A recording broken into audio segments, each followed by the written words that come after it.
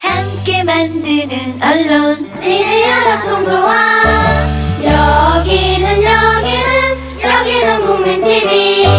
함께 만드는 언론 미디어 협동조합. 여기는 국민TV.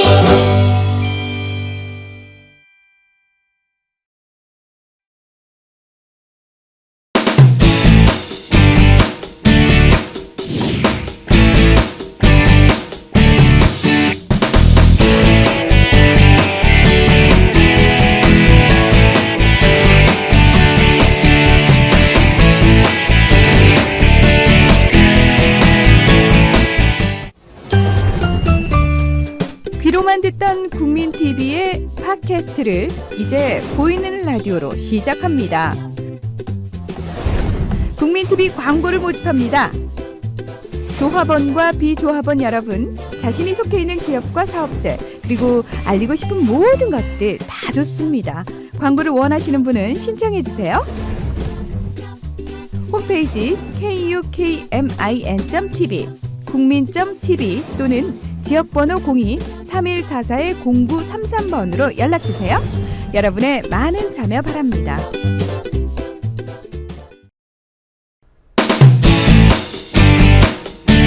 안녕하세요. 대중문화의 쟁점을 콕 집어드리는 황진미의 문콕 시간입니다. 오늘은 한결의 서정민 기자님을 모시고 대중문화의 현안에 대해서 몇 가지 짚어드리겠습니다. 안녕하세요. 네, 안녕하세요. 잘 지내셨죠? 네, 오랜만입니다.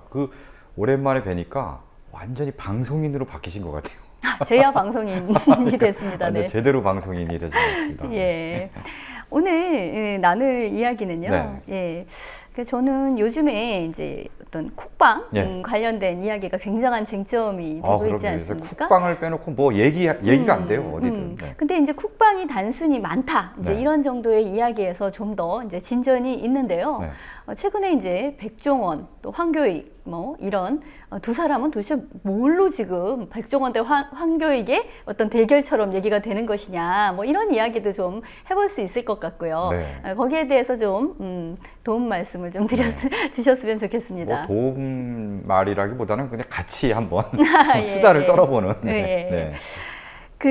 보면은 지금 거의 뭐 어느 방송을 틀든지 간에 뭐 지상파가 됐든 종편이 됐든 뭐 원래 또 뭐 CJ 계열의 이제 그런 예능 프로에서는 또 워낙에 요리 프로가 또 많이 있었고요. 근데 그렇죠. 뭐 어디를 틀든 그게 예능이 됐든 심지어 드라마 지금 뭐 심야식당 이런 네. 것까지 나왔어요. 무엇을 틀든 거의 먹는 것과 관련이 있다라고 우리가 얘기를 할 수 있는데요. 지금의 양상 같은 거를 좀 개괄적으로 말씀해 주신다면? 글쎄요, 이 사실 먹는 거에 대한 어떤 뭐라고 해요, 붐이라고 해야 될까요? 다들 사람들이 먹는 거에 열광하는 이 분위기가 일본에서는 몇 년 전에 있었던 현상이라고 해요. 2000년대 초반, 네. 90년대 후반 그렇죠. 그때쯤이라고 볼 수가 네. 있죠. 예. 이게 어느 정도 좀 경제적인 여유가 생기고 나면은 그 다음에 뭔가 먹는 걸 예전에는 뭐 그냥 바쁘고 막 배고픈데 뭔가를 때우는 식으로 이렇게 많이 먹거나 예. 뭐 그런 시대에서 좀 더 여유가 있으면서 좀 더 잘 갖춰 먹자라는 그런 심리도 생기는 동시에 또 바빠요. 그리고 또 이제 또 가구가 예전처럼 가족들이 다 모여 사는 그런 형태가 아니잖아요. 뭐 1인 가구도 많이 늘었고, 그래서 끼니를 뭐 집에서 누군가 챙겨주지 않아요. 그러면 본인이 이제 해결해야 되는데 뭐 본인이 이제 요리를 해서 먹기도 쉽지 않고, 그런 상황에서 뭔가 빨리 뭐 편의점에서 먹든 밖에서 사 먹든 이런 문화 생기면서 뭔가 맛있는 걸 먹고 싶다, 밖에서 사 먹어도 맛있는 걸 먹고 싶다라든지, 아니면은 밖에서 사 먹는 게 굉장히 지치고 힘들 때 집에서 누가 해주든지 아니면 본인이 해 먹든지, 그렇죠. 이런 음식에 대한 어떤 욕구도 생기고요. 그래서 전반적으로 어떤 사회적인 약간 발전 단계가 좀 높아질 때 어느 정도쯤에선 나타난 현상이 아닌가라는 생각도 들어요. 그러니까 보통 이제 그런 이야기를 해요. 일본에 뭐 90년대 후반, 2000년대 초반에 살았던 사람들이 와, 일본에 그맘때 정말 틀면 모조리 요리 방송이었었는데 한국이 지금 그러네? 이제 이런 네. 말씀들을 하시거든요. 그래서 뭐 소득 수준이 얼마 이상이 되었을 때 요리에 대한 붐이 일어난다라는 그런 어떤 경제학적인 분석 같은 것도 있거든요. 네. 근데 저는 지금 나오는 그 요리 뭐 또는 뭐 먹방, 쿡방 이 양상은 조금 더 디테일하게 들어갈 필요가 있다라는 생각이 들거든요. 그러니까 2000년대 초반쯤에 맛집 붐이 굉장히 있었어요. 네. TV를 틀면 뭐 VJ 특공대 이런 데서 여기 맛집에 뭐 왔습니다. 이런 막 사람들이 막 먹어보고 뭐 최고예요. 막 이렇게 그렇죠. 막 땀을 뻘뻘 흘리면서 저는 부산에서 왔어요. 막 이러고 찾아라 맛있는 TV 뭐 이런 것도 네, 굉장히 그런 거 굉장히 즐겨봤고. 많았고 항상 그런 식의 꼭지 중에 뭐 세 꼭지 중에 하나는 먹는 것과 관련된 거였었고 그랬었죠. 근데 그 맛집을 탐방한다라는 것은 한편에서 봤을 때는 그 IMF 이후에 많은 실직자들이 결과적으로 그러니까 명예퇴직 뭐 등등을 당해서 외식 산업으로 가지 않았습니까? 뭐 그렇죠. 치킨집을 네. 차리든 식당을 차리든 개중에는 성공한 사람도 있지만 망한 사람도 있고 해서 어쨌든 거기에서 어떤 피 튀기는 경쟁 같은 것이 있었는데 그것과의 어떤 관련성 이를테면 이제 TV에 나온 집 이런 것이 간판 옆에 붙게 되는 그러니까 마케팅에 굉장히 활용된 그런 측면들이 있거든요. 그렇죠. 또 하나 생각해 볼 것은 다들 아시겠지만 SNS의 영향도 상당하다고 봐요. 음식 블로거. 네. 뭐 블로그도 그렇고 이제는 뭐 트위터, 페이스북, 인스타그램 이런 데서 가장 인기 있는 콘텐츠가 이제 맛있는 집 가서 음식을 찍든지. 그렇죠. 네. 먹기 전. 맛은 어땠다. 네. 뭐 이런 거. 내가 얼마나 잘 먹고 잘 사는가에 대한 어떤 과시일 수도 있고요. 네. 네. 어떻게 보면 사실 사람들이 막 일하고 뭐 공부하고 이러다가 뭔가 뭐 여가 시간을 즐기고 싶은데 그 여가 시간을 뭘 하면서 즐길지가 그렇게 다양하지 않다는 거예요. 가령 뭐 어디 뭐 자전거를 탄다든지 등산을 간다든지 그것도 굉장히 한정돼 있고요. 그런 걸 할 수 있는 여유나 시간이 있는 사람도 많지 않아요. 그래서 가장 비교적 적은 노력과 비용으로 누릴 수 있는 만족을. 최대의 사치가 그 맛집에 가서 맛있는 걸 먹고 그걸 이제 뭐 SNS에 올리고 맞아요. 그런 소소한 재미를 이제 즐기면서 하는데 그런 것과 그런 문화가 일단 퍼진 다음에 굉장히 쿡방, 먹방의 열풍도 같이 맞물린 것 같아요. 그 식도락의 취미라는 거는 이제 다른 문화생활에 비하면 가장 입문이 쉽다고 그렇죠. 볼 수 네. 있지 않습니까? 네. 그러니까 관심이 조금 생기고 돈이 있고 또 시간이 좀 있으면 누구든지 한번 시도를 해볼 수 있는 네. 뭔가 삶의 여유 이제 이런 걸 수 있을 텐데요. 근데 이렇게 단순히 맛있는 집에 가서 먹었다. 근데 그건 굉장히 일시적인 거거든요. 그러니까 언제까지 그렇게 맛있는 거를 찾아다닌다는 것도 좀 허망한 노릇이고 사실은 이제 이런 식의 먹방이 쿡방으로 진화하게 되는 문제는 어떤 질적 전환이 있다는 생각이 들어요. 그러게요. 저도 그 왜 갑자기 쿡방이 이렇게 떴는지도 사실 정확하게 이해는 안 되는 측면이 있습니다만 어쨌든 그전에는 뭔가 맛집 뭐 사진을 올리고 맛있는 집 찾아가고 맛집 소개하는 위주의 이제 프로그램이나 뭐 정보가 유용했는데 인기를 끌었고 또 어느 순간 요리하는 남자들이 이제 대세가 된 거죠. 그렇죠. 야, 이게 다들 뭔가 다 밖에서 사 먹는 것만으로는 이제 어느 정도 좀 피로하고 약간 물리는 감도 있지 않나 뭐 이런 생각 들어요. 그런 것도 있고 네. 제가 봤을 때는 2000년대 초반만 해도 그때 한국 경제가 어렵다 했지만 지금보다 나았었거든요. 그때가 지금 생각해보면 나름 호경기였어요. 근데 지금 뭐 이렇게 가계부채의 문제라든지 경제 상황이 사실 갈수록 어려워지고 그렇죠. 있고 고용 불안이 더 심해지고 있고 그런데다가 뭐 결혼은 만혼의 추세가 굉장히 높아지고 뭐 이혼율도 높고 이런 걸 따졌을 때 뭐 1인 가구 그러니까 전체적으로 봤을 때는 사람들의 삶이 막 외식을 이렇게 찾아다니면서 즐기는 것보다는 그러니까 사실 어떤 면에서 양극화일 수도 있는데요. 당장 내가 한 끼 두 끼의 밥을 어떻게 제대로 챙겨 먹을 수 있느냐 없느냐의 어떤 선상에 놓여 있는 사람들이 굉장히 많아요. 네, 맞는 것 같아요. 네. 그러니까 이제 뭐 매번 사실은 맛집 찾아다니면서 맛있는 걸 먹을 수도 없는 노릇이잖아요. 그렇죠. 일주일에 한 번은 맛집을 찾는다 네. 할지라도 더 중요한 거는 주말에 나 혼자 쫄쫄 굶고 있는 사태도 있거든요. 근데 네. 저 같은 경우도 요리를 못하기 때문에 어떨 땐 그냥 뭐 배달 음식을 그냥 시켜 먹거나 아니면 정말 누가 챙겨줄 때까지 한 끼 그냥 건너뛰는 경우도 굉장히 많아요. 혼자서 끼니를 해결하기 굉장히 어렵거든요. 그러니까요. 그러니까 그 뭐 배달 음식이라든지 요새 뭐 무슨 배달 앱도 막 계속 굉장히 그 상황이잖아요. 막 배달도 많이 시켜 먹는 것 같기도 하고요. 또 편의점 같은 데 가보면 혼자 와서 컵라면이든 거기 뭐 각종 도시락 뭐 이런 걸로 삼각김밥 이런 걸로 그 그 끼니를 때우는 분들도 굉장히 많아요. 근데 이건 뭐 누구나 해본 일이겠지만 컵라면이나 삼각김밥이나 정말 그 뭐 아무리 뭐 김혜자의 뭐 무슨 도시락이라고 해도요, 그거 먹고 그거 이 2끼 연속은 못 먹어요. 맞아요. 기분이 굉장히 처참한 느낌이 들어요. 내가 왜 이러고 살아야 하나라는 슬프거든요, 진짜. 근데 그럴 적에 이제 지금 쿡방에서 이야기하는 이를테면 백종원 신드롬 같은 경우에 보면 막 편의점에서 장을 봐요. 네. 보통 요리 프로그램이라 그러면 새벽에 수산시장에 가가지고 무지무지하게 좋은 뭐 이런 음식 재료를 샀습니다. 막 이렇게 얘기가 나와야 되는데 뭐 편의점에서 막 참치캔, 막 꽁치통조림 막 이런 거를 막 우수수 사가지고 심지어 햇반도 뜯고 막 이런 식으로 해서 요리를 한단 말이죠. 근데 꽤 근사한 요리가 나와요. 그렇죠. 그러니까 그걸 보면 솔직히 그 요리 기술을 이렇게 첨가하기 전, 그러니까 비포와 애프터가 확실한데 첨가되기 전에는 아주 비참한 식사. 누가 봐도 비참. 구호 식량 지금 여기에서 애프터는 꽤 근사한, 내가 봤을 때 한 7,000원 정도의 가격은 하는 것 같은 샌드위치 막 이런 게 나온단 말이에요. 그러니까 이게 삶의 질의 측면에서 봤을 때 이렇게 나는 약간의 요리 기술로 살짝 거들었을 뿐인데 그 전에 비참하면서 지금은 뭔가 사는 것 같은 이제 그런 느낌이 들 수 있는, 그게 바로 요리의 기술이여 같은 거거든요. 네. 이 백종원 씨 신드롬, 정말 신드롬이잖아요. 그러니까 왜 이렇게 인기가 있나 곰곰이 생각해 보니까 정말 백종원 씨도 그렇고 아니면 저 냉장고를 부탁해라는 프로그램도 굉장히 인기인데, 이 두 프로그램의 백종원 씨나 냉장고를 부탁의 특징이 실전 요리예요. 그렇죠. 그 전에는 뭐 요리 프로라는 게 뭐 이제 정말 오늘의 요리, 그래서 정말 뭔가 재료도 그럴싸하게 신선한 재료를 갖추고 뭔가 딱 계량을 해가면서 그 맞아요. 정확한 레시피에 따라서 근사한 그런 요리를 만들어내는 그런 프로그램이 위주였는데, 그걸 봐도 그렇구나 하고 맛있겠다 하고 말지 그걸 따라 만들 엄두를 잘 못 내거든요. 예, 정말. 그렇죠. 네. 저만 해도 생각해보면 70년대에도 요리 프로가 생각이 나요. 근데 정말 전문 이렇게 막 이렇게 모자를 쓰고 네. 이렇게 나온 그런 조리사분이 요리 연구가라고 보통 다 하죠. 이렇게 해가지고 탁탁탁탁 쓰는 모습 같은 거 보여주고 그리고 뭐 이거를 넣습니다.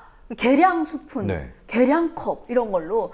그러면 이제 뭐 우리 아버지 같은 그냥 도시 그냥 상공인 입장에서는 아니 저렇게 해가지고 맛이 없을 리가 있냐고 막 이러셨어요. 그래서 저런 건 좀 하지 말았으면 좋겠다. 우리 삶이랑 무슨 관계가 있냐 막 이러셨거든요. 근데 뭐 나름 뭐 80년대에 이제 전업주부 대상의 오늘의 요리 같은 경우는 그거보다는 조금 이제 눈높이가 보통 중산층 전업주부 정도면 따라해볼 만한 네. 것들이었어요. 네. 여성 월간지 뭐 가령 뭐 레이디 경향, 뭐 주부 생활 이런 데에 레시피가 몇 개 나오거든요. 근데 그걸 매일 해주는 거야. 오늘의 요리 같은 경우에는.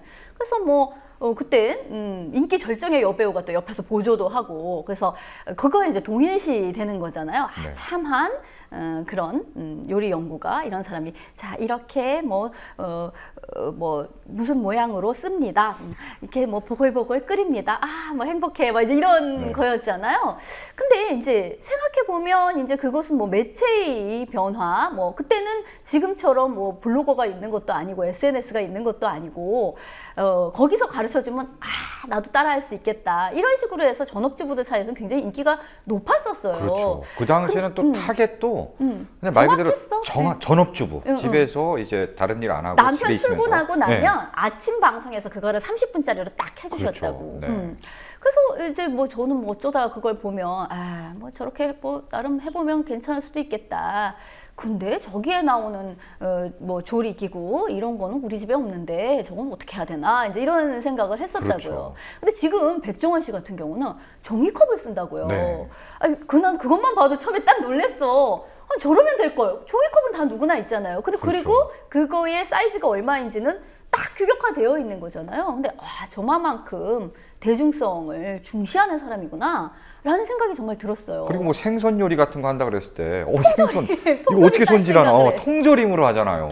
그렇죠. 그러니까 그 예전에 프로그램들은 이제 전업주부들이 보고 그나마 전업주부들도 다 할 수 있는 건 아니겠지만 그중에 일부만 이제 할 수 있는 그런 요리법이었다면은 지금은 사실은 전업주부도 많이 줄어든 상태고 그렇죠. 이제 맞벌이도 많이 하고 또 전업주부라 하더라도 그렇게 요리에 막 이렇게 매진할 수가 올인해서 없어. 예, 맞아요. 왜냐하면 애들 공부를 쫓아다녀서 스케줄을 짜야 되는 네. 게 더 중요한 업무가 돼버렸어요. 그렇죠. 네. 그래서 밥 하는데 그렇게 막 올인하고 이런 시대상이 아니어서 지금의 시대상과 굉장히 잘 맞는 요리법. 누구나 좀 바쁜 상황에서 비교적 간단한 최소화된 그런 조리기구와 재료로 그나마 이제 먹을 만한 정말 최고의 진수성찬은 아니지만 그래도 꽤 근사한 먹을거리를 만들어내는 실전 요리 비법을 만들어준다. 그렇죠. 그래서 사람들이 열광하는 것 같아요. 물론 그렇습니다. 그리고 백종원의 그 집밥백 선생을 보면 이제 저도 막 빨려들어서 막 보게 되거든요. 우리 남편은 완전히 빠졌어요.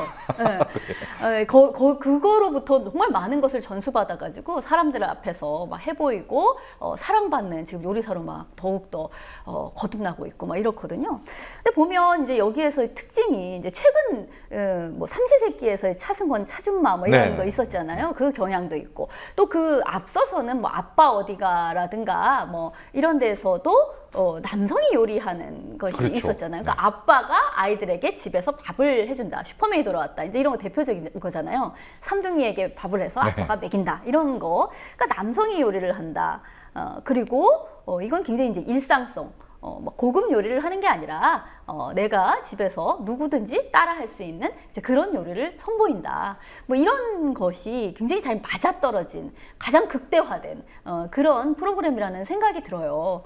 그런데다가 백종원 씨 같은 경우는 와, 이 사람 나름 천재인데? 막 이런 생각이 들지 않습니까? 방송 천재예요, 진짜. 이 요리 그런 실전 요리법을 잘 본인이 잘 알고 잘 알려주는 그런 뭐 스킬도 탁월하지만 일단 방송에 정말 그 천부적인 재질을 갖고 있는 사람이다. 최적화되어 있는 네. 사람이야.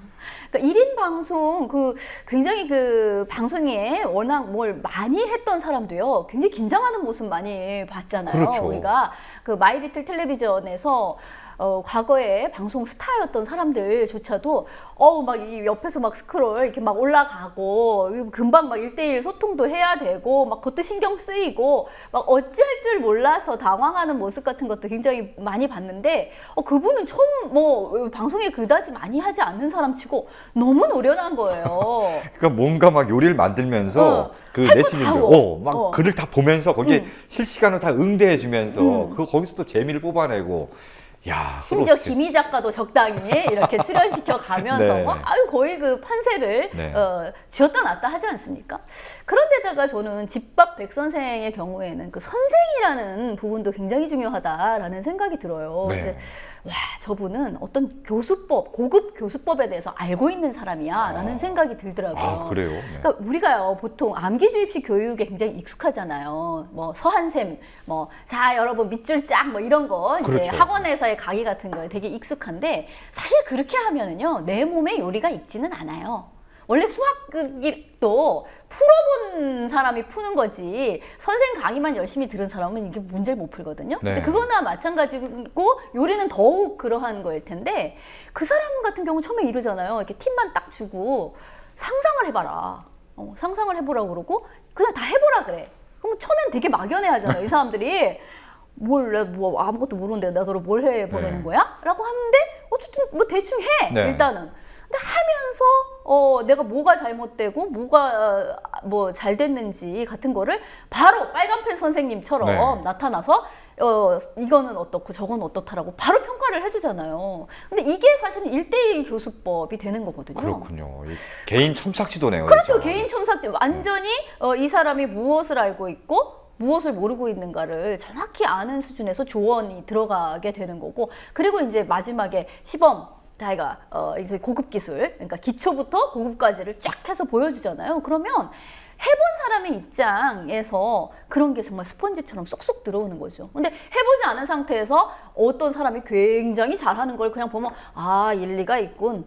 잘 하시는구만. 이제 이러고 끝이 날 수가 네. 있거든요. 근데 그걸 보면 요리를 전혀 못하는 사람이라 할지라도 나도 할 수가 있고 처음에 나도 그냥 머릿속으로 이렇게 구상을 해볼 수가 있고 그러니까 혼자 할 수 있는 영역 같은 게 넓어지고 뭔가 이 입문자를 굉장히 넓게 흡수할 수 있는 그런 교수법을 아주 기가 막히게 알고 계시더라고요. 또 이 요리라는 게 보면 굉장히 창의적인 영역이거든요. 작업이죠. 예. 그러니까 이 창의적인 작업이어서 뭐 정확히 규격화된 레시피를 주고 이거대로 잘 따라서 만들어봐라고 하는 게 아니고 그렇죠. 너 각자 요리를 못하는 사람이지만 뭔가 재료 가지고 나름대로 상상력을 발휘해서 각자 창의적인 뭔가를 만들어봐. 대신 거기서 조금 더 맛있고 좀 더 잘 요리가 완성될 수 있도록 내가 도와줄게라는 식이잖아요. 그래서 각자 못하는 사람이지만 창의적인 요리를 만들어 보면은 거기서 뭔가 이제 쾌감과 보람을 느끼고 점점 더 발전해 나갈 수 있는 거예요. 그렇죠. 네. 거의 그래서 요즘에는 거의 막 백종원이라는 사람이야말로 널리 인간을 이롭게 하잖아. 진짜 이렇게 우리에게 홍익인간 사상을 훌륭한 홍익인간의 사상을 네. 이렇게 퍼뜨려준 사람이 누가 있어요. 이거 굶고 있는 상태였는데 요리를 할 수 있게 된 거고 그리고 우리의 죄의식을 사해줘요. 이를테면 내가 뭐 좀 그래도 나도 애도 키우는 사람인데 뭐를 좀 뭘 잘해서 애를 먹였어야 되는데라는 뭐 그런 죄의식이 있을 수 네. 있잖아요. 또는 조미료 쓰는 거라든지. 그렇죠. 조미료. 막 돼지 기름 같은 거 이렇게 많이 먹어도 돼? 막 이런 거 있잖아요. 다른 요리 프로에서 보면 이런 돼지 기름을 다 제거를 하고 먹으라고 그랬던 것 같은데 이걸 난 그냥 다 먹고 있네? 막 이런 죄의식. 설탕을 이렇게 많이 먹어도 돼? 뭐 이런 죄의식을 죄를 사하여줘 우리에게. 그리고 요리라는 거는 그렇게 말하자면 바리사이파의 원리교도들만이 하는 게 아니라는 거야. 우리 같이 전혀 이 변방 이방인들도 야. 요리 세계로 들어갈 수 있다. 민중 해방 평등 그렇죠. 뭔가 엄청난 그런 교주와도 같은 그런. 그래서 네. 거기에서도 그런 식의 얘기가 나와요. 그러니까 요리를 전혀 못한 손호준 씨가 그런 얘기를 하거든요. 이제 그런 사람이 처음 내가 한 요리를 먹고 맛있다라고 느꼈을 때 그 감동, 이거는 거의 이제 교주 같다는 거야. 네. 그 감동을 느낀 사람. 정말 새로운 그 세상에 눈을 뜨게 만들어주는. 그렇죠. 근데 저는 또 이제 그런 생각이 들어요. 이게 여지껏 보면 뭐 아빠 어디 가라든가 뭐 이런 프로그램 남성이 요리를 이제 해서 아이를 먹여주는 거는 물론 굉장히 중요한 문제거든요. 그동안 뭐 맞벌이나 이렇게 여성의 사회 진출은 굉장히 늘었는데 맞벌이 가정 안에서도 이 가사 노동은 여전히 여성에게 이렇게 전가되거나 그렇죠. 아니면 뭐 친정엄마나 무슨 다른 도우미 여성에게 이제 전가되는 시기였었잖아요. 근데 남성이 요리 포함, 육아 포함 이런 보살핌 노동 쪽을 하지 않고 있다가 아빠들이 이런 걸 해야 된다라고 얘기를 해줬다는 점에서 네. 그 아빠들의 요리를 보여준 그 프로그램들 자체도 굉장히 의미가 있다고 생각을 해요. 그거의 어떤 긴 흐름 속에 네. 지금 백종원 씨가 이제 놓여 있는 거라고 생각하는데 한편에서는 여기에서 그 아빠 어디 가나 슈퍼맨이 돌아왔다를 보는 사람들 과의 관계를 또 생각을 해보면 저것도 나름 판타지다라는 비판이 있을 수 있었거든요. 그러니까 보면 중산층 4인 가족에 대한 꿈을 가지고 있는 거예요. 그러니까 20, 30대가 윤후의 먹방 같은 거를 보면서 막 좋아했단 말이야. 그러니까 그거는 나는 지금 3포 세대라서 결혼도 못해 이를테면. 그렇죠. 그리고 나는 지금 혼자 살아. 뭐 왜 그런지는 모르겠지만 가령 뭐 기러기 가족이 됐든지 뭐가 됐든지 하여튼 저런 4인 가족의 지금 모델이 아니야 나는. 그런 상황에서 그걸 보면서 일종의 묘한 중산층 4인 가족 모델이라는 것이 판타지처럼 느껴질 수가 있고 현재의 나는 1인 가족의 이런 사람으로서 맛동산을 먹고 있구나. 이제 이런 상태에 네. 놓여 있을 수 네. 있거든요. 근데 지금의 그 마이리틀 텔레비전이라든가 집밥백 선생에서 보여주는 자 내가 너희를 구원하겠다 라는 그것은 훨씬 더 현실 반영적인 그런 요리 프로그램이 아닌가 싶어요. 맞아요. 이 기본적으로 TV는 항상 전통적인 어떤 가족상, 예전엔 대가족, 뭐 드라마 나오면 항상 3대가 같이 살고, 사실 3대 같이 사는 가족 거의 없잖아요. 정말 요새. 극소수죠. 비교적 거기서 좀 바뀐 게 이제 핵가족 한 4인 가구, 뭐 이 정도가 주로 나오죠. 그 4인 가구도 네. 4인용 식탁에서 밥 먹는 일이 일주일에 서너 번도 안 돼요. 그렇죠. 뭐 사실 정말 다들 4인 가구지만 다 뿔뿔이. 다 바빠. 아침에 서로 얼굴 보기도 힘들고요. 밤에도 사실 얼굴 잘 못 봅니다. 그래서 그런 현실이 비교적 반영된 게 그런 요리 프로그램도 그렇고요. 그 다음에 또 요리 프로는 아니지만 뭐 나 혼자 산다라든지 그렇죠. 이런 프로그램도 비교적 이제 좀 현실을 좀 반영한 그런 프로그램들이 조금씩 나오고 있어요. 그 중에서 특히 이제 이 백종원이라든지 이런 요리 프로그램은 어떻게 보면 상당히 큰 축을 맡은 거죠. 거기에서.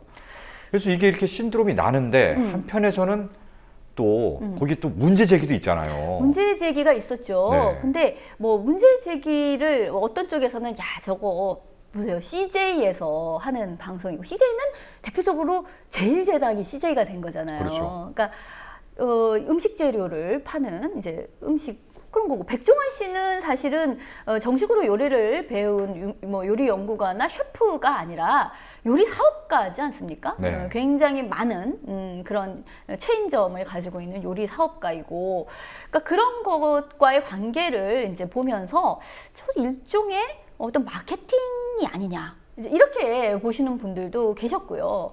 그리고 또 한편으로 보면은 이제 한결익 씨 같은 분이 저것은 그냥 먹을 만한 요리이기는 하나, 그게 그렇게 맛있는 요리는 아니다. 이제 이런 말씀을 하셨단 네, 말이에요. 예.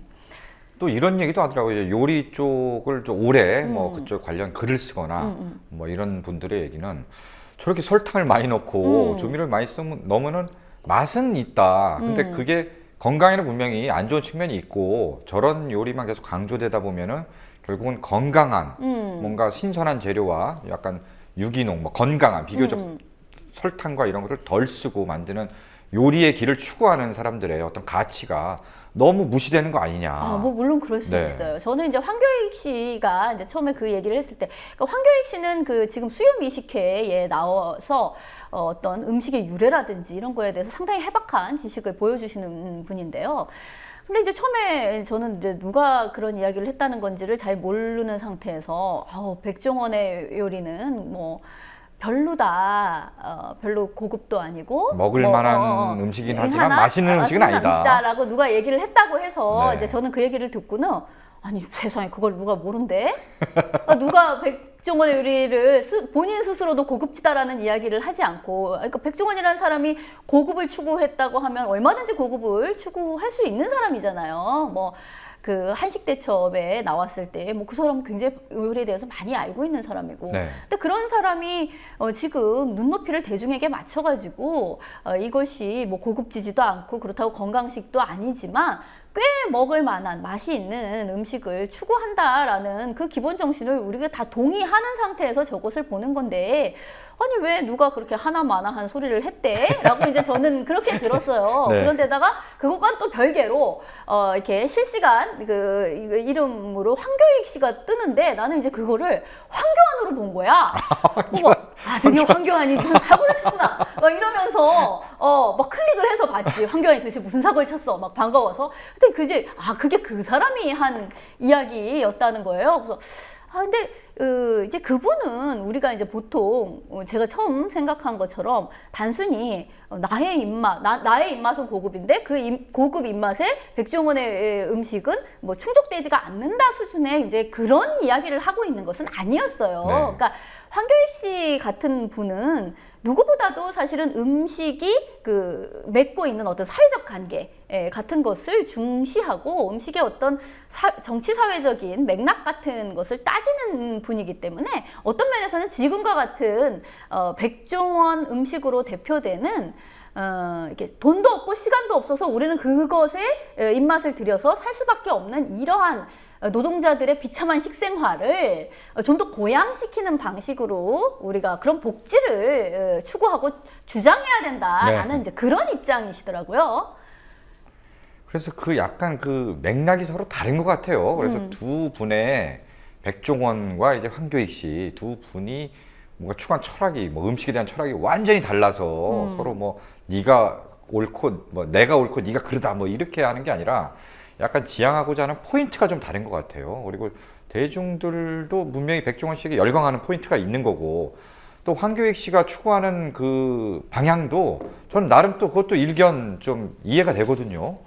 그래서 뭐 백종원 씨를 약간 비판했다. 그래서 야 이게 무슨 소리냐, 지금 이게 비판이 말이 되느냐라고 무조건 또 그걸 무시하고 깔아 뭉갤 일만은 아니라고 생각이 되더라고요.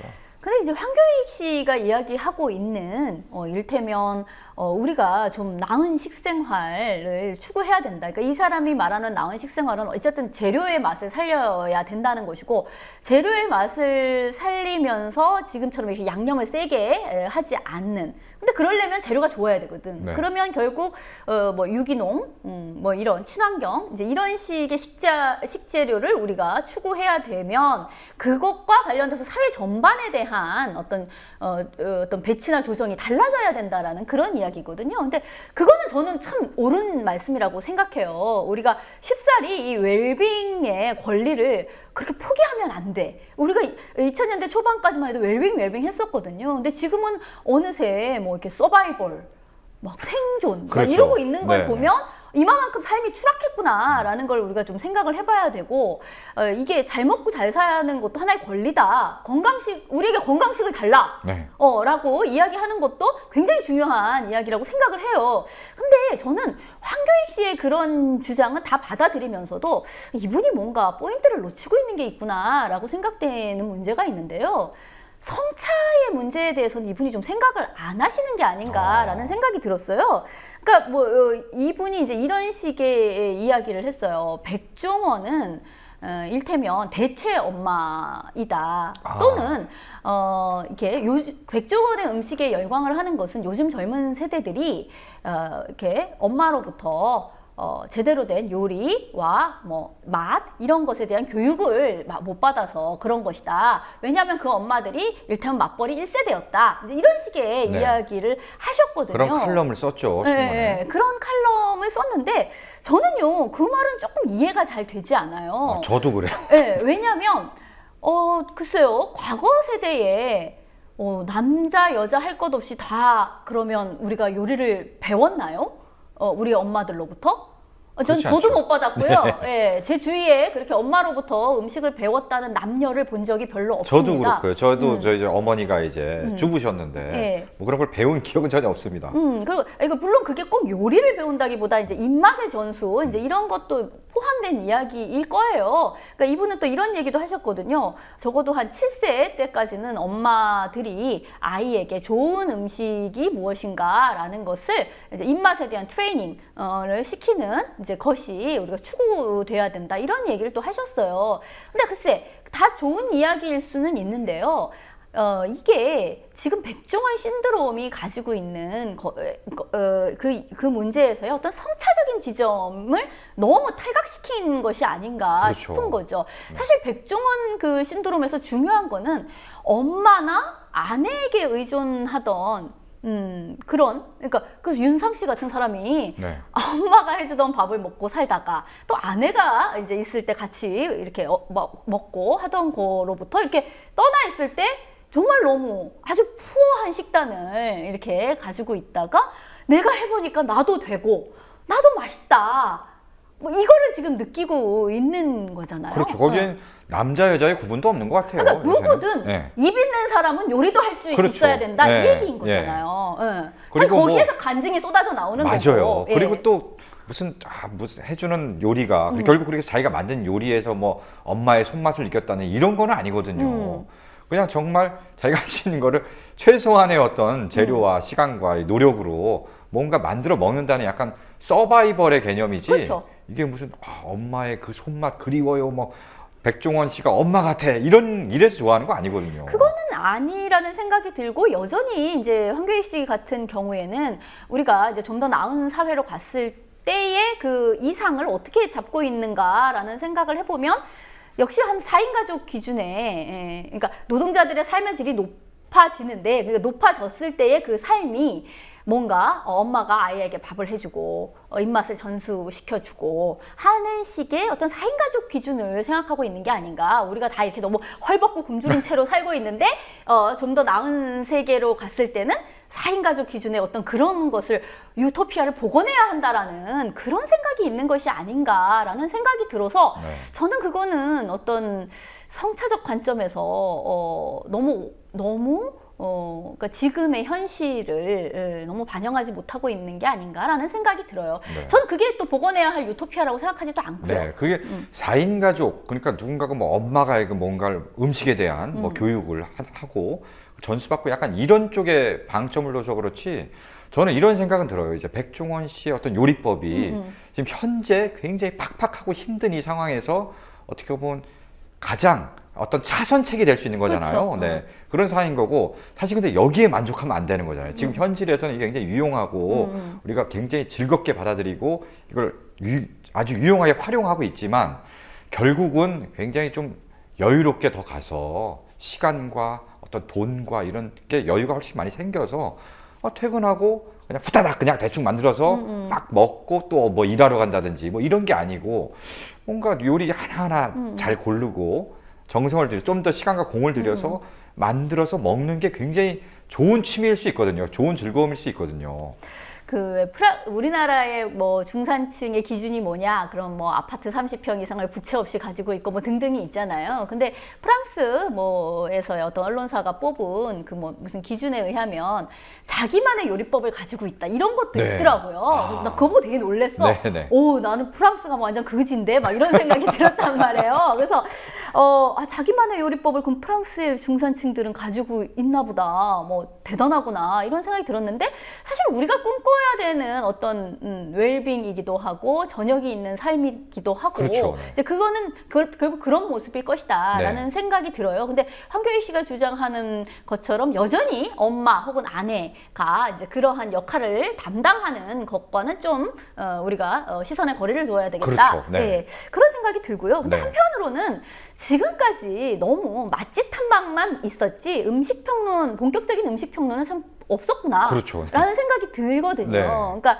뭐 그런 맛집 탐방이 굉장히 사기였다라는 것도 한동안 이제 막 밝혀지기도 했고요. 네. 뭐 트루마쇼 그렇죠. 같은데 그 다큐멘터리 보면 그 점을 정확하게 지적하고 있거든요. 그러니까 왜 우리나라는 그런 식의 마케팅화 되어버린 음식 이야기만 있고 진짜 음식 평론가라는 사람은 없었을까? 이런 이야기가 나와요. 그렇죠. 음식을 먹고 뭔가 쓴소리를 하고 이런 역할을 좀 두드러지게 하신 분이 별로 없었죠. 음식도 굉장한 문화인데 왜 거기에 대해서는 그냥 뭐 돈 많고 시간 많고 이런 쪽으로만 우리가 생각을 했을까? 근데 그걸 보면 지금 어쨌든 왜 그런 거 있잖아요.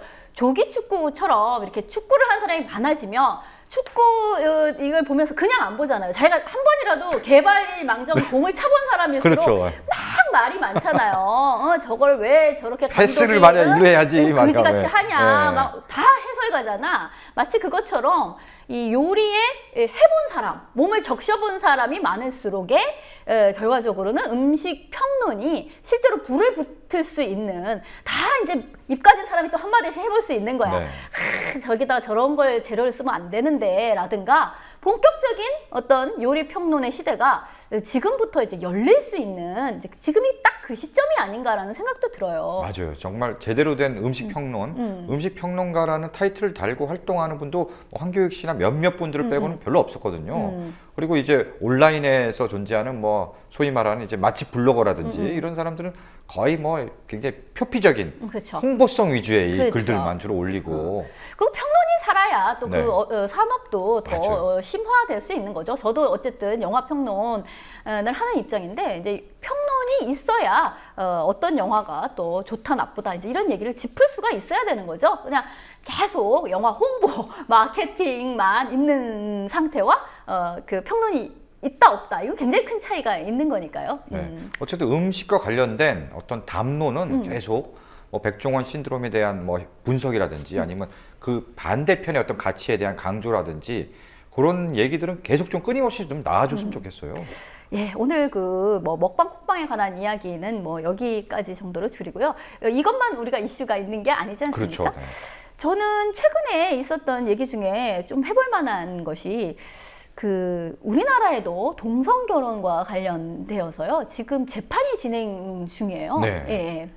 김조광수, 김승환 부부가 작년에 작년이 아니군요. 벌써 재작년이군요. 2013년도. 네. 2013년도에 그 청계천에서 막 2,000명의 하객을 모시고 야외 결혼식을 열었죠.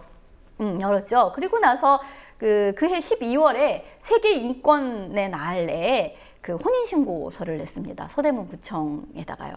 근데 그때 이렇게 받아들여지지가 않았어요. 왜? 아니 혼인신고서를 왜 안 받아? 라고 했을 때 그쪽에서의 말은 그거거든요. 원래 민법상 당사자 간에 혼인에 대한 합의가 있어야 되는데 합의가 없다는 거야. 왜? 뭐가 합의가 없어? 우리 그렇게 합의를 했다는데 왜 그러게요. 합의가 네. 없어? 네. 이랬더니 아니 원래 통상적으로 혼인이라는 것은 남성과 여성이 하는 거인데 이를테면 관습헌법 같은 거야. 서울이 수도라는 것은 관습헌법이다. 네. 이제 이런 식인 거죠. 혼인이라 하면 남성과 여성이 하는 건데 남성이 지금 혼인을 하겠다라고 합의를 한 거는 진정한 합의로 볼 수가 없다라고 해서 그쪽에서는 그걸 이유로 받아들이지를 않은 거죠. 근데 그리고 나서는 이제 이쪽에선 불복. 행정 처분에 대한 불복으로 지금 재판을 건 겁니다. 그래서 이번에 그 7월 6일 날 첫 신문이 있었어요. 네, 비공개 신문이라서 가서 보지는 못했는데요. 굉장히 많은 말들이 있었다고 하더라고요. 네.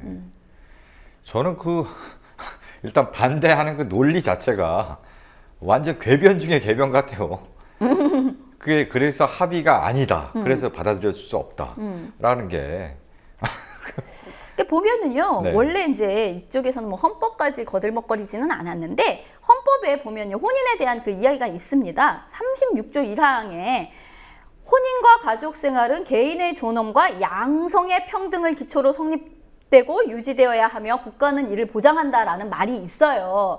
근데 이쪽 그 반대론자들의 말은 양성의 평등을 기초로라는 말이 있기 때문에 네. 여기서의 양성은 남성과 여성이다라고 되어 있다는 거예요. 네. 근데 이게 이제 진짜 헌법학자들의 의견은 뭐냐? 이제 그것도 이제 의견이 좀 분분하기는 해요. 근데 보면은 여기서 중요한 거는 양성이 아니라 평등이 중요하다는 거예요. 그렇죠. 예. 그러니까 평등권을 보장해야 된다. 왜냐하면 과거에 무슨 약탈혼 이런 것도 있었던 거지 않습니까? 네. 또는 여성의 의사에 반해가지고 막 정략적으로 막 이렇게 막 한다든가 하는 식의 이렇게 평등하지 않는 관계에서 이루어지는 그런 혼인은 무효다. 이제 이런 거 입장이기 때문에 양성의 평등을 기초하여라는 말이 들어간 건데 여기에서 양성 남녀 그렇기 때문에 남남은 안 돼라고 이렇게 배제하는 것은 사실은 이 해석을 잘못하고 있다라고 그렇게 말씀들을 하시더라고요. 그러니까 이제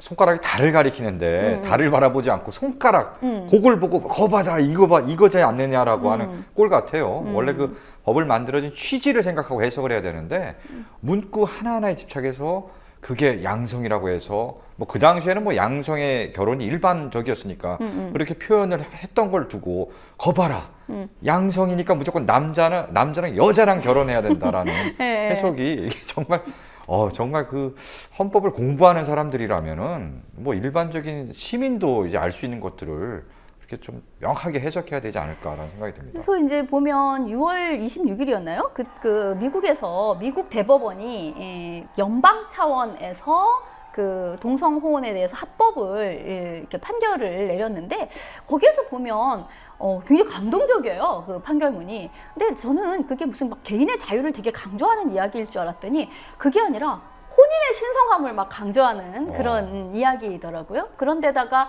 어떤 평등권의 차원을 굉장히 강조하고 있다라는 생각이 들었었어요.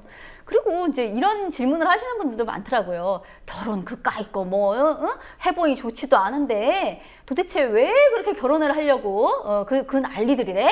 아예 결혼을 해체시키는 방향으로 가야지 왜 그런데? 이렇게 질문하시는 분들도 있으시더라고요. 네, 그런 분도 있어요. 진짜 성소수자 중에서도 아니 뭐 이렇게 결혼을 그렇게 힘겹게 하려고 그러냐. 난 결혼 반대주의다. 모든 사람들이 그냥 결혼을 안 했으면 좋겠다라고 하면서 약간 시니컬하게 보는 분도 있어요. 근데 저의 생각에는 그러니까 결혼을 이렇게 막 하라고 이성애자들은 막 결혼을 하라는 강요를 당하지 않습니까? 이제 그런 입장에서 봤을 때는 결혼 자체의 권위를 정말 해체시키는 것이 정말로 중요하겠구나라는 생각도 드는데요. 근데 그것과는 또한 별개로 이렇게 결혼이라는 것을 하고 싶어 하는 사람들에게는 평등 평등권의 차원에서라도 결혼을 할 수 있게끔 길을 열어주는 것이 또 굉장히 중요하겠구나라는 생각이 들어요. 그렇죠. 그리고 저번에 왜 뭐 신해철 씨가 예전에 돌아가신 분의 그 예전에 이렇게 그런 말씀을 하셨었어요. 그 부인이 암에 걸린 상태인 걸 알고 이제 처음에 결혼을 그렇죠. 하셨었거든요. 네, 근데 네. 그때 그게 암인 부인을 그냥 자기가 결혼을 안 한 상태에서는 그러니까 간병하기도 굉장히 어렵더라. 왜냐하면 병원에서 이렇게 임의적인 관계라고 생각하기 때문에 제대로 설명도 잘 안 해주고 네, 이런 보호자 문제가, 뭐 대신 사인을 할 서명하고 수도 네, 없고, 이런 것도 수술 못하게 동의서에 하고. 사인을 네. 할 수도 없고 네. 이제 그런 문제가 있기 때문에 사실 혼인이라는 거는 법적으로 굉장히 그 두 사람의 관계를 공고하게 인정하는 거잖아요. 그러니까 뭐 재산상의 문제도 그렇고요. 뭐 죽은 다음에 뭐 그런 문제도 있고 어떤 비상 상황에서는 굉장히 큰 힘을 발휘하는 것이기 때문에 이곳은 평등권의 차원에서 굉장히 주장할 만한 일이다라는 생각이 들더라고요. 맞습니다. 이 뭐 두 이제 배우자라고 해야 되나요? 하여튼 두 사람이 뭔가 최소한의 어떤 보호 장치 서로에 대해서 그런 걸 받기 위해서 이제 이 혼인을 할 수 있도록 이렇게 하자는 거잖아요. 말하자면 그 인간적인 권리의 차원으로 생각해야 되는 거지 이게 뭐 남자냐 여자냐 뭐 성 갖고 그렇게 접근할 문제는 아니라고 봐요. 그렇죠. 예. 그래서 뭐 이제 한쪽에서는 지금 당장 동성혼에 대한 것이 이제 어렵더라도 이런 어떤 그 결합 자체를 민법상으로 그 인정받는 상태에서 그 동성 결합을 조금씩 권리를 넓혀나가는 그런 절충안도 좀 네. 생각을 해볼 수가 있겠다. 네. 이제 그렇게 법리적으로 얘기하시는 분들도 계시더라고요. 근데 어쨌든 지금 보면 한 20여 개국에서 동성혼을 인정하고 있는 추세거든요. 그렇죠. 뭐 미국도 그렇고요. 뭐 유럽 쪽은 상당 서유럽 쪽은 특히 대부분의 나라에서 다 인정을 하고 있고요. 그래서 이 어떻게 보면은 우리나라 이제 뭐 특히 아직 기독교라든가 동아시아에는 없더라고. 네, 아직 동아시아에는 약간 그런데 우리나라 약간 보면 어떤 개신교라든가 이런 쪽에서 특히 반대를 심하게 하잖아요. 지난번 퀴어 퍼레이드에서 네. 아주 그냥 정점을 찍었습니다. 네. 예. 그렇게 또 미국 좋아하시는 분들이 거의 멘붕 상태에서 막 피켓을 휘갈겨 쓰셨더라고요. 네. 북한에서는 동성애자 총살 막 이런 거. 갑자기 뭐야? 그러면 미국 대신 종북주의자로 바뀐 건가요? 네, 그러면? 약간 어이가 없었는데 네. 워낙에 급하니까 이제 저런 걸 쓰셨구나라는 생각이 들었어요. 네. 그리고 이제 최근에 저 연평해전 보셨어요 혹시? 네, 봤습니다. 저도 봤어요. 전 처음에는 별로 볼 생각이 없었거든요. 저도 사실 별로 보고 싶지 않았어요. 뭐 그렇게 개인적으로 그냥 흥미가 가는 영화는 아니었거든요. 난 포스터가 너무 촌스럽더라고 진짜. 근데 어쨌든 사람들이 이렇게 많이 보고 약간 논란도 있고 그래서 도대체 어떤 영화인가 이제 호기심 해소 차원에서 봤는데 어떠셨어요? 저는 솔직히 영화가 그렇게 잘 만든 영화는 아닌데 그렇다 아주 뭐 후진 영화도 아니다. 그냥 뭐 그럭저럭 볼만하게 만들었고 뭐 관객이 어느 정도 들은 것도 이해는 간다라는 생각이 들었어요. 저도 그랬어요. 네. 생각보다 괜찮더라고요. 네. 만듦새에 있어서도 그렇게 나쁘지 않고 처음에 생각한 것보다 이건 너무 우파 프로파간다적으로 만든 영화 아니야? 네. 라는 선입견이 네. 이제 약간은 있었는데 사실 그런 측면보다도 좀 다른 쪽에 대한 느낌이 더 강했어요. 네. 그리고 뭐 이게 지금 470만 정도가 봤는데요. 그렇죠. 솔직히 이제 처음에 뭐 너무 많은 개봉관, 그러니까 상영관을 가진 데다가 뭐 자석 점유율도 높지 않은데 왜 이렇게 상영관이 많은 거야? 이제 이런 거에 대한 반감도 있었고 뭐 단체 관람으로 그렇게 막 때운다라는 것 때문에도 이제 반감이 있었는데요. 솔직히 이제 그런 것을 다 인정한다 할지라도 470만을 그런 방식으로 채우는 거는 어렵지 않습니까? 그렇죠. 이제 본 사람들이 꽤 괜찮다라는 어떤 네. 입소문이 났기 때문일 거라는 생각이 드는데요. 네. 근데 저는 이제 이 영화가 다 나름 괜찮은데 제일 중요한 거는 이 영화는 왜? 라는 질문이 너무 이렇게 쉽게 생략되거나 이렇게 빠져버린 게 아닌가라는 점이 제일 아쉬웠어요. 저도 보면서 궁금했던 게 당시에 물론 이 정보가 굉장히 제한적이잖아요. 그래서 우리가 뭐 북한의 속내를 알 수도 없는 거고 뭐 그건 우리 이 정보 당국도 어느 정도 파악하고 있는지는 모르겠습니다만 일반인은 더더욱 그걸 이해하기 힘들었고 뭐 영화를 만드는 감독 입장에서도 그건 굉장히 파악하기가 힘들었을 거예요. 그래서 뭐 북한이 왜 그때 하필 뭐 이렇게 도발을 했느냐라고 하는 거에 대해 이해는 사실은 영화에서 정확하게 그려내지 못한 건 이해가 돼요. 그거는 이제 저도 네. 이 감독의 입장에서도 어려움이 있었겠다. 네, 네. 왜냐하면 이제 지금 찾아보니까 이 해전에 대해서 굉장히 군사적인 자료이고 왜 이런 일이 일어났는가. 사실 엄청난 희생이지 않습니까? 6명이 전사를 했고 19명이 부상을 당한 그 참수리호에 타고 있었던 사람은 3명 빼고는 지금 다 사상자가 된 거예요. 네. 굉장히 큰 그런 피해인데 거기에 대해서 자세한 왜 이런 일이 일어났고 왜 실패를 했는가. 사실 군사 전문가들 입장에서는 이건 승리한 전쟁이 아니라 패전이다라고 냉정하게 그렇게 얘기도 하시는데 그렇다면 왜 패전인가에 대한 이야기를 정확하게 어떤 정보를 저쪽에 우리 정부에서 어느 정권에서 일어난 일이든지 간에 내놓아야 하고 그것을 국민들이 알아야 할 권리가 있는데 그런 점들이 지금 제대로 안 이루어지고 있다고 하더라고요. 그러니까 굉장히 정보 공개가 제한적인 상황에서 저는 약간 우려를 표하는 게 그런 상황에서 영화를 일단 만들었단 말이죠. 네. 저는 결국 이거는 그냥 실화를 바탕으로 뭐 약간 픽션을 가미한 뭐 이런 식의 영화로 비춰지기보다는 뭐 실화에서 모티브를 얻은 영화가 아니라 실화를 거의 재현한 듯한 영화로 지금 읽혀지고 있다는 게 문제예요. 사람 이름도 그대로 나오고 네, 있고요. 그대로 네. 쓰고 심지어는 그 뭐 장례식 장면이라든지 이런 거를 실제 실제 화면을 갖다 화면. 쓰잖아요. 그래서 이 감독은 이것이 바로 실제고 진실이다라고 이제 주장하고 싶어 하는 것 같아요. 그러니까 나름 제한된 상황에서 네. 최대치의 어떤 사실에 입각한 영화를 만들고자 했다라는 것은 이제 저는 이해할 수 있거든요.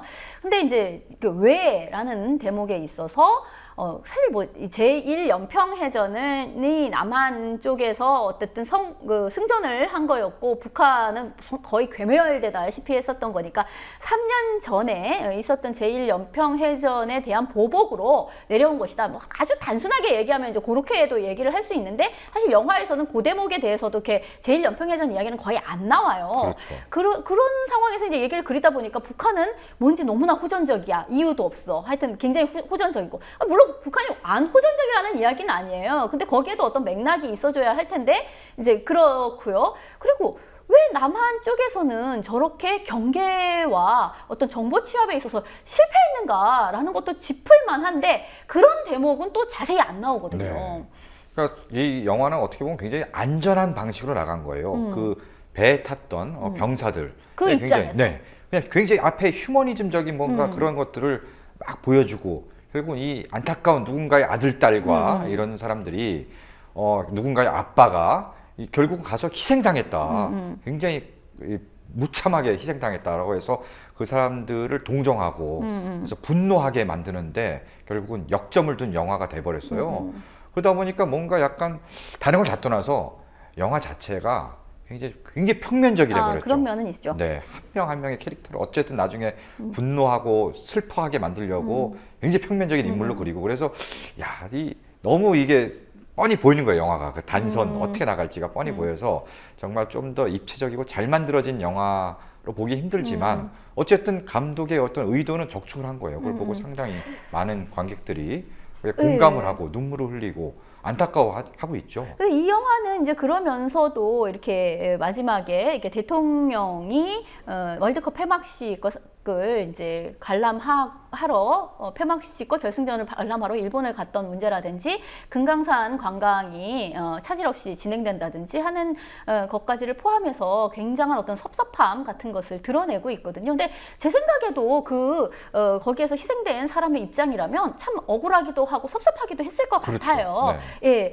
근데 이제 여기에서 더 중요하게 우리가 부각되어야 하는 문제는 뭐 교전 수칙이 잘못되었다? 물론 그것도 있고 이제 그건 실제로 나중에 고쳐지기도 했지 않습니까? 근데 더 중요한 거는 아무리 훈련을 해도 막상 전투가 벌어지니까 게다가 선빵을 맞아버리니까 이건 뭐 어찌할 도리가 없구나 같은 것을 처절하게 느끼게 되었거든요. 근데 여기에서 뭐 평화 무드라든지 아니 왜 그 선제 공격을 안 했어라든지 뭐 이런 등등의 얘기가 나올 수는 있지만 제가 정말 느낀 거는 확전이 안 되길 정말 다행이구나라는 생각이 들었어요. 맞아요. 저도 이 영화를 보면서 전쟁이란 저렇게 무서운 것이구나. 네. 저도 군대를 갔다 왔습니다만 제가 이제 군대에 있을 때 전쟁이 일어날 거라고는 상상도 잘 안 되고, 만약에 전쟁이 일어났으면 평소에 그렇게 훈련을 하더라도 훈련대로 되기가 쉽지 않을 겁니다. 그렇겠죠. 저도 굉장히 무서워하면서 뭐 총이나 제대로 쐈을지 의문이에요. 그 정도로 사실 전쟁은 일어나서는 안 되는 거고요.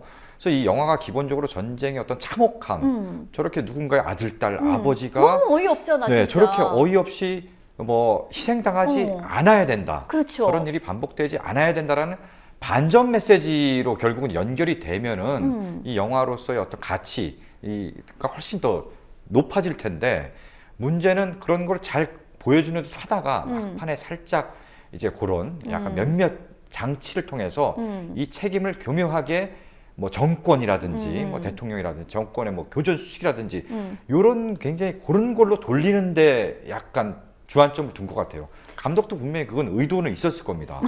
그리고 예. 그걸 보고 그걸 활용하는 뭐 정치인이라든지 특정 이념을 가진 사람들이 그걸 더 부추기고 그쪽을 그냥 몰아가는 거죠. 그렇죠. 그래서 뭔가 이걸 보고, 이 영화를 보고 사람들이 좀 생각해 봐야 될 지점이 엉뚱한 데로 가고 있는 게 아닌가라는. 그러니까 다들 밀리터리 덕이 되고 네, 있는 네, 거야. 네, 네. 뭐 왜 차단 기동을 저렇게 했어야 됐느냐. 이제 막 거기에 막 꽂히게 되는 거잖아요.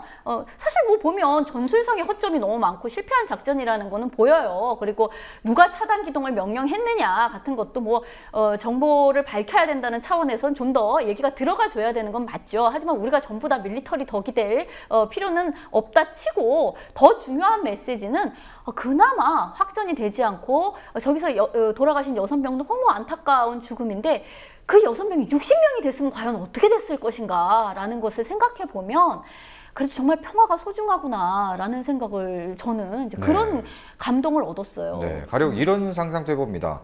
뭐 굉장히 어떤 혹자들은 거기서 이렇게 그냥 맞고만 있지 말고 같이 사격을 하고 뭐 처음부터 사격을 하고 이렇게 했어야 되지 않느냐. 근데 만약에 그런 상황이 벌어졌으면 그게 더 확전이 되고 그렇죠. 그랬을 가능성도 배제할 수 없고요. 정말 최악의 경우 뭐 그렇게 국지전이 커져갖고 제2의 한국전쟁 같이 돼버리면 어떡할 거예요. 그렇죠. 그 수많은 사람들이 그런 비참한 희생을 당하는 사태를 과연 상상이나 해보면서 그런 얘기를 하는지, 오히려 거기서 뭐 어떻게 대응하고 뭐 이걸 이렇게 했어야지 라는 얘기를 할 게 아니고 근본적으로 그런 위험의 요소를 없애야 된다. 결국은 이 어떻게 하면 전쟁을 억제할 것이고 평화로 갈 것이냐라는 더 큰 얘기를 해야 된다는 거죠, 지금 이 상황에서. 저도 그런 생각이 들었습니다. 네. 그리고 이제 그 희생자들을 어떤 추념하는 문제 같은 것도 또 섭섭함이 없어야 하겠다라는 생각도 들었습니다. 오늘 말씀 감사하고요. 이렇게 같이 얘기를 해보니까 합이 잘 맞고 아주 재미있는 이야기를 같이 많이 해볼 수 있을 거라는 생각이 드네요. 네. 오늘 얘기하면서 굉장히 또 많이 배운 것도 있고요. 저도 좋은 유익한 시간이었습니다. 재미있고. 네. 다음번에도 또 이렇게 저희가 부르면은 또 나와주실 거죠? 제가 뭐 얼마든지 그 되면은, 여건이 되면은 기쁜 마음으로 오겠습니다. 고맙습니다. 네, 고맙습니다. 네, 재미있으셨나요? 오늘은 한겨레 서정민 기자님을 모시고 먹방 쿡방에 대한 이야기, 그리고 동성혼에 대한 이야기, 그리고 연평해전에 대한 이야기 등을 짚어보았습니다. 재미있고 유익한 시간이 되셨었으면 좋겠습니다. 감사합니다.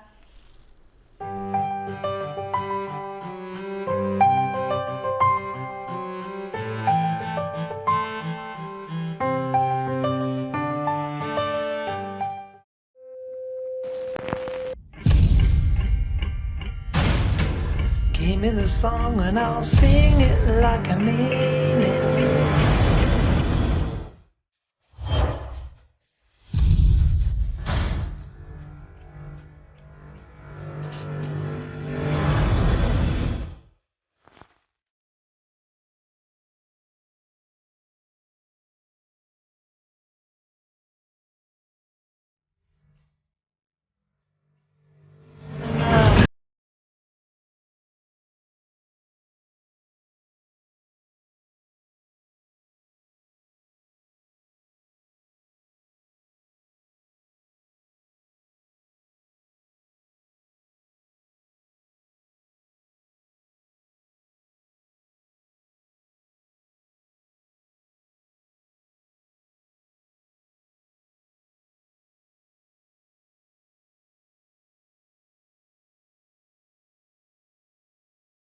Give me the song. 신선한 원두, 향긋한 커피가 있는 여기는 미디어 협동조합 국민 카페 오네요. 국민 모두 함께하는 공간, 국민 TV 그리고 국민 카페. 달콤한 커피에 사랑과 정성을 듬뿍 담아드립니다. 향기로운 커피가 있는 곳, 자유롭게 책도 볼 수 있고 사람 향기도 느낄 수 있는 넓은 문화공간, 생생한 라이브 공연, 그리고 도심 속 작은 미술관까지 낭만이 있고 여유를 즐길 수 있는 쉼터, 나눔과 사랑이 넘치는 카페, 국민 카페 오네요. 국민TV, 국민라디오 그리고 뉴스케이를 응원하시는 분들, 미디어 협동조합 조합원 가입으로 힘을 실어주십시오. 그리고 기존 조합원 분들은 월조합비 납부 신청을 해주시면 감사하겠습니다. 조합원 가입과 월조합비 납부 신청 문의는 홈페이지 국민.tv 또는 서울전화 3144-7737로 연락주시면 됩니다.